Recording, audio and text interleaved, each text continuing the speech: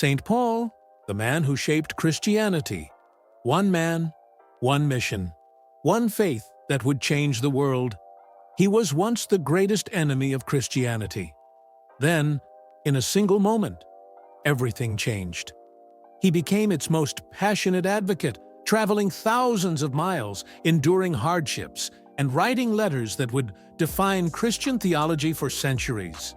This is the story of St. Paul, the apostle who never met Jesus, but became his most influential follower. Paul was born as Saul around 5 AD in Tarsus, a city in modern-day Turkey. He was a Roman citizen by birth, well-educated in Jewish law, and trained as a Pharisee.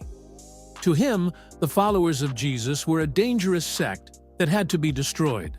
He was present at the execution of the first Christian martyr, Stephen. He dedicated himself to hunting down Christians. But then, something happened that would change his life forever. On his way to Damascus, he had a vision. A bright light blinded him, and he heard a voice. "Saul, Saul, why do you persecute me?" It was Jesus himself. This moment transformed Saul forever. He converted to Christianity, took the name Paul, and became one of its greatest champions. Paul didn't just believe in Jesus, he spread his message across the known world. Over the next 30 years, he traveled more than 10,000 miles, visiting cities like Ephesus, Corinth, Philippi, and Rome.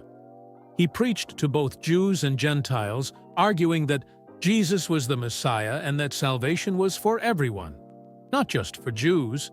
Paul's letters, or epistles, are some of the most important writings in Christianity.